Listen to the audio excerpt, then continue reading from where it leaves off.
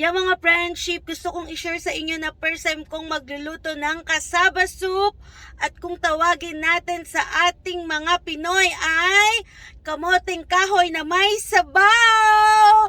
Yan, nakaka-excite lutuin kasi first time kong magluluto ng kamoting kahoy na may sabaw at first time ko kakain ng kamoting kahoy na may sabaw na sasabawan natin. So are you excited? Because I'm so excited to try and taste it. So let's go! Hello mga friendship! Welcome back to my YouTube channel. Maria is back and again and again and again and again. Dahil may bago po tayong video ngayon. Itrapasak!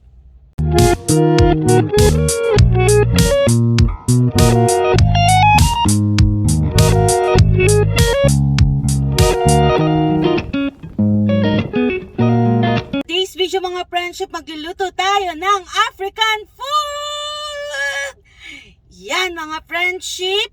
At ang ating lulutuin ay tawagin ay cassava soup! Yan, kung tawagin ng mga Pilipino ay kamoteng kahoy! Yan mga friendship, magluluto tayo ng kamoteng kahoy.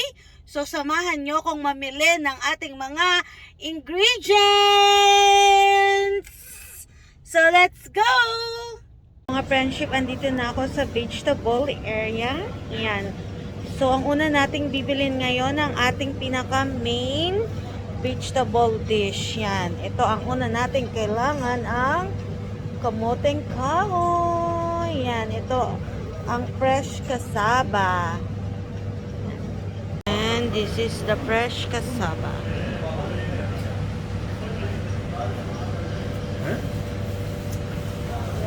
Natin ng white onions. Ayan.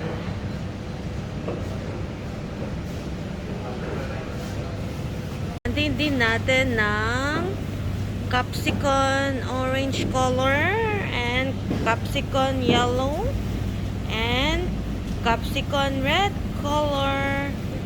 Ayan.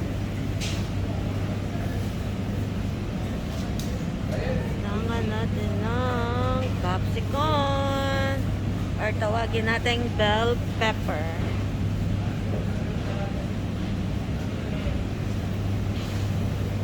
If you want to make it hot, our cassava soup, yan, kailangan natin ng chili pepper. Yan. Pangpaanghang. Yan mga friendship, tapos na tayong mamili ng ating mga ingredient na gulay. Yan. So, kakailanganin natin ng vegetable oil para gamitin nating pangprito sa salmon at beef. Yan. So, nandito na ako sa my oil area. This is the vegetable oil. Yan.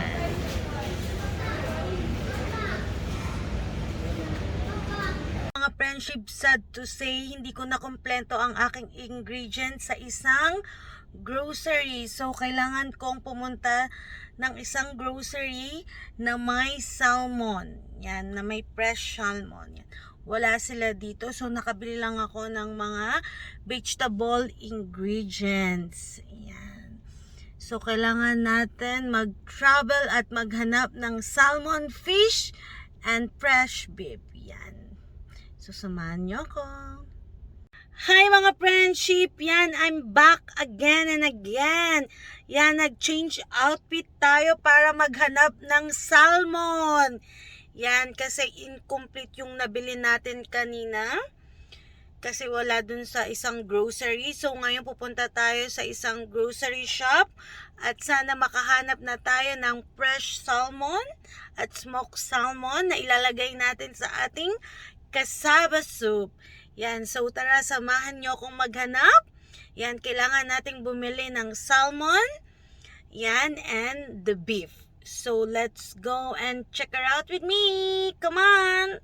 Ship, nandito ko ngayon sa Al Jazeera Supermarket, 24 hours. Yan. Sana may salmon dito. So, let's go check her out inside. Mga friendship, nandito ulit ako sa grocery. Sana may salmon na. Oh my God. Thanks God there is salmon. I found it. Ooh, salmon is here. I'm so happy.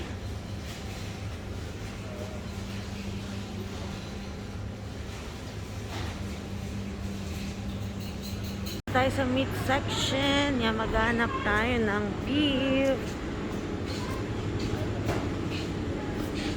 God, I got the beef finally. My ingredient, it's all complete for cassava soup. Yan. I got my salmon and my beef. Hi mga friendship, Maria is back again. Yan, because it's time to cook our cassava soup. At nakita nyo naman sa aking video how hard I got my all ingredient. Nagpunta ako sa 3 mall para bumili ng vegetable ingredient, ng salmon at ng ating beef. Yan, so finally, this is the time na lulutuin na natin ang ating kamoting kahoy. Yan, are you excited? Because I'm so excited because first time ko magluto ng cassava soup. Yan, kamoting kahoy na may sabaw, nalalagyan natin ng sauce. Yan, it makes me excited to cook and experience the taste. Sana masarap siya at magustuhan ko. So, let's try it. Yan mga friendship, this is our ingredient to cook cassava soup. We need vegetable oil, beef, salmon, chicken cubes, chili, and white onion, and capsicum. Yan, any color we can use it. Yan. Yan mga friendship, mag-start na tayong magluto, pero unahin nating lutuin ang ating cassava. Yan, because it takes time to cook the cassava to make it soft. So, pakuluan muna natin siya sa tubig para lumambot. Yan. We need to cook it well para so delicious ang lasa ng ating cassava. So, let's boil it now. Yan mga friendship, luto na ang ating cassava. Yan. Umuusok-usok pa. Smells so good. Yan. Kaso, kailangan natin siyang tanggalin ng tubig. Yan. Kailangan tanggalin natin yung tubig. At i-transfer natin siya sa big bowl. Yan mga friendship. Smells so good. Mga friendship, kanina hindi natin nasama sa video ang ating tomato paste. Yan, you can use any tomato paste. Yan, para magluto ng ating cassava soup. Yan, luto na ang ating cassava soup. So, kailangan natin siyang i-transfer sa big bowl. Yan, nasa big bowl na ang ating cassava soup. Yan mga friendship, so let's put the oil to our pot. Yan. We need to use the vegetable oil. Friendship, ilagay na natin ang ating vegetable oil sa ating pot. Yan. Yan, damihan natin kasi magpiprito tayo ng ating salmon at piprituhin din natin dito ang ating beef. Yan. Later, we can remove the oil after we fried the salmon and the beef. Yan mga friendship, ang una nating piprituhin at lalagyan natin ng salt ang ating salmon. Yan. Kailangan natin siyang prituhin muna. So, let's fry our salmon. Don't forget to put the salt when we are frying the salmon. Okay? Yan, we need to cut our salmon into small pieces before we fry it. And lagyan natin ng asin bago tayo magprito. Huwag niyong kalimutan lagyan ng asin.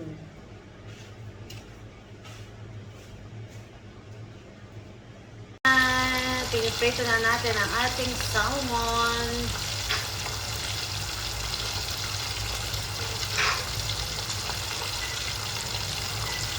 Yan mga friendship, habang nagpiprito tayo ng ating salmon, Yan, linisin naman natin ang ating beef.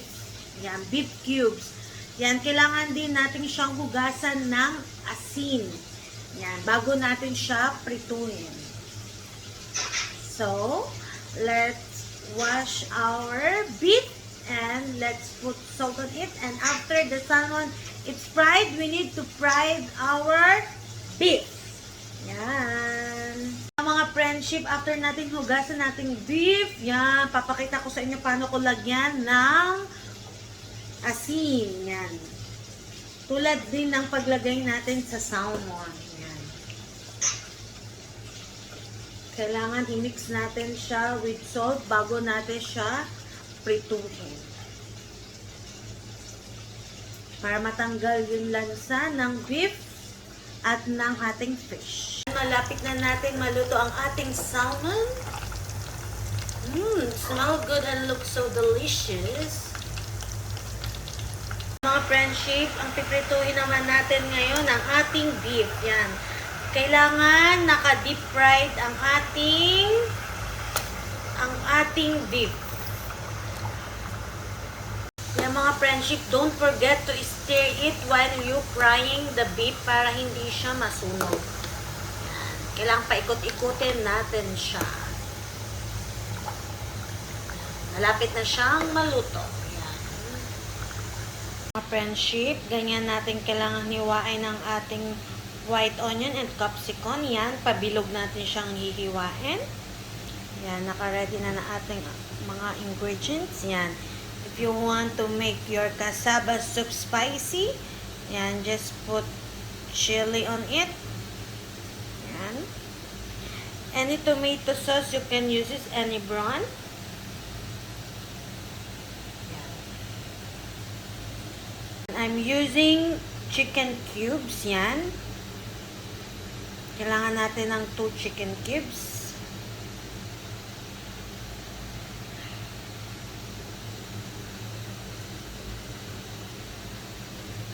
Yan mga friendship, ilalagay na natin ngayon ang ating white onions habang nagpiprito tayo ng ating beef. Imimix natin together ang ating white onion and beef. Habang piniprito natin yan, we need to mix our onion.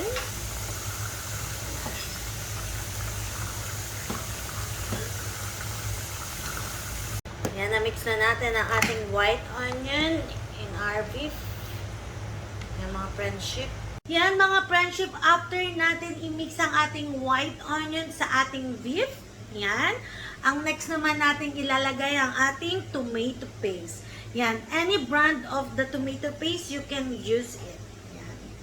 So, I'm gonna put 2 tomato paste. Yan, 2 packet of tomato paste. I'm gonna mix it with the white onion and our beef.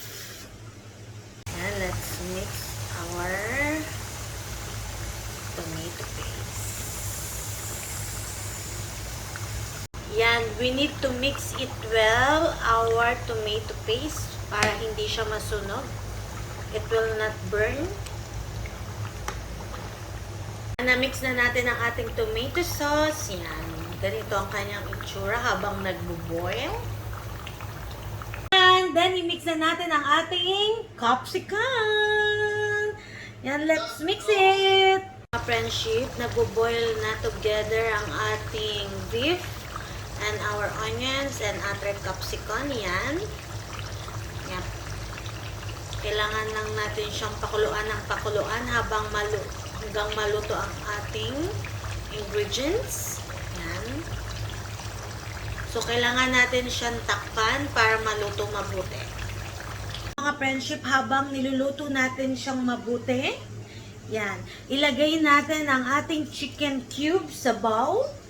Yan, so 1 and 2. Mga friendship, kailangan natin i-smash ang ating cubes.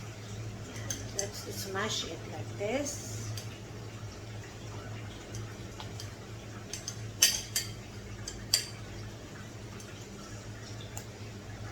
Kailangan lang natin siyang i-smash. Let's mix our Maggi. friendship, yan, after natin i-mix ang ating chicken cubes, yan. Nakikita natin too much oil, excess oil. Yan, yung nahabang nagpiprito tayo. So, it's time to remove the excess oil. So, let's remove the oil. Friendship, yan, ang itsura pag tinanggalan na natin siya ng excess oil.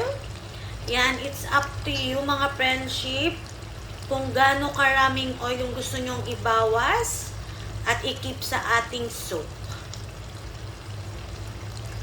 Yan mga friendship, after nating tanggalan ng excess oil ang ating soup, yan, imimix na natin ang ating fried salmon. Yan, yung sineparate natin kanina. Yung fried salmon yung una nating pinirito. Then, sunod nating pinirito ay ang ating beef. Yan. So, it's time to mix our salmon. Yan, para hindi siya madurog. So, ito yung last nating imimix sa ating soup, yung fried salmon. Yung mga friendship, after natin i-mix ang ating fried salmon, yan, kailangan natin maglagay ng little water, yan, para sa soup niya. Yan, mga friendship, it's cooked. Ooh, it looks so yummy. Yo mga friendship, this is our cassava African food. It looks so delicious and looks so yummy. Yan mga friendship, I'm gonna try it right now. Yan, because the cassava, parang ito yung alternate ng ating rice. So, let's try with the cassava and our soup with the salmon and the beef.